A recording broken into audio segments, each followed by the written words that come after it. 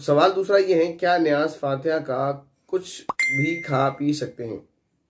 सवाल से पहले मेरा एक सवाल है, क्या, जैसा कि आपका सवाल है ना, वो ऐसे समझे जैसे कोई ये कहने लगे कि क्या केसर वाला दूध पीना जायज़ है। तो उसको सवाल ये होगा कि ये तय तो करो पहले कि जो दिया जा रहा है वो केसर वाला दूध है या नहीं। यानी सवाल ये है कि क्या न्याज फातिहा का खाना दुरुस्त है। पहले तो आपने फातिहा लिखा है, फातिहा नहीं फातिहा होता है, तो न्याज फातिहा का खाना दुरुस्त है। सवाल ये है, तो उस पर सवाल ये है कि क्या वाकई आपको अल्लाह के नाम पर कुरान पढ़कर दिया जा रहा है?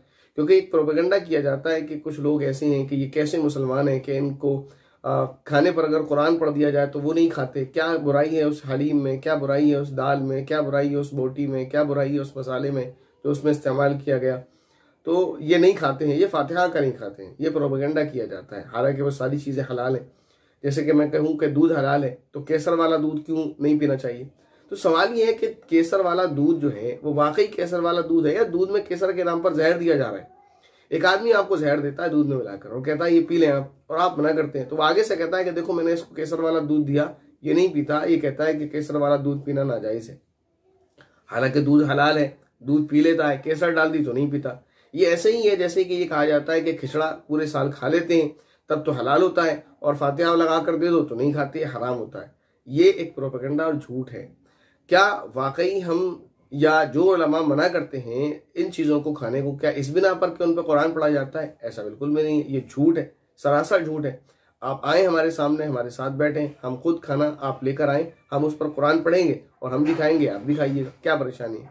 असल मसला ये नहीं, मसला यही है जो मैंने कहा, क्या दूध में केसर डाली जा रही है या जहर? वो जो आप डाल रहे हो, वो जो आप पढ़ रहे हो, दिखावे को कुरान पढ़ते हो, लेकिन असल मसला ये है कि हम जो बना करते हैं वो इस वजह से नहीं कि उस पर कुरान पढ़ा गया, मना इस वजह से करते हैं वो जो तुमने बनाया, वो जो तुम खिला रहे हो, वो जो तुम खा रहे हो, ये गैरुल्लाह के नाम पर है, अल्लाह के नाम के अलावा पर है। और कुरान करीम में साफ साफ है कि कुरान करीम में अल्लाह ताला ने साफ तौर पर यह ऐलान फरमाया, वमा उहिल्ला लिगैरिल्लाहि बिही वमा उहिल्ला बिही लिगैरिल्लाह। अलग अलग तरह से आयात हैं, अल्लाह ताला ने साफ फरमा दिया कि जिस पर अल्लाह के नाम के अलावा किसी और का नाम लिया गया हो वो चीज़ हराम है मुसलमान के लिए।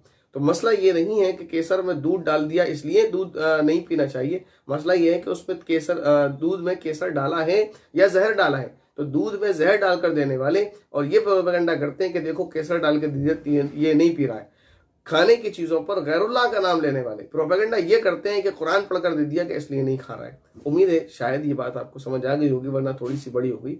खुलासे के तौर पर मैं फिर रिपीट कर दूं, फातिहा का खाना बिल्कुल नाजायज़ नहीं है, यानी सूरह फातिहा जिसको बोलते हैं, यानी किसी ने अगर कुरान पढ़ दिया, चाहे वो सूरह फातिहा पढ़ दी या कुछ और हिस्सा पढ़कर खाने पे दम कर दिया, तो इससे खाना हराम नहीं हो जाता, नाजायज़ नहीं हो जाता। लेकिन जिसने इन रस्मों को शुरू किया है उसका असल मकसद क्या है उसको देखना है, इसने इसको ईजाद क्यों किया और फिर लोग इसको क्यों कर रहे हैं। पूरा साल तो खाना बनता है, रोज़ खाना खाते हैं, कभी खाना खाने की दुआ पढ़ने की भी तौफीक होती है? मुझे तो नहीं लगता, मैं बदगुमान नहीं हूँ, लेकिन अक्सर का हाल यही है और ये सच है, झूठ नहीं है। खाना खाने से पहले हाथ धोने की तौफीक नहीं होती जो सुन्नत है। खाना खाने से पहले दस्तरखान बिछाने की तौफीक नहीं होती जो कि सुन्नत है। खाना खाने से पहले खाना खाने की दुआ पढ़ने की तौफीक नहीं होती जो कि सुन्नत है। खाना खाने से पहले सर को ढांकने की, चाहे मर्द हो या औरत, तौफीक नहीं होती जो कि सुन्नत है।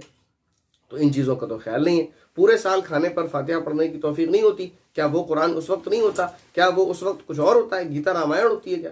उस वक्त तो कुरान नहीं पढ़ते। चंद मखसूस दिनों में कि ये इनके नाम का खिचड़ा, ये उनकी नाम की फातिहा, ये उनका नाम का शरबत, ये चीज़ें कर रहे हैं। तो ये असल मसला ये है कि ये गैरुल्लाह के नाम पर खिलाया जाता है और धोखा ये दिया जा रहा है कि ये कुरान पढ़ दिया गया इसलिए नहीं खाया। तो ये मसला है, समझ आ रही है?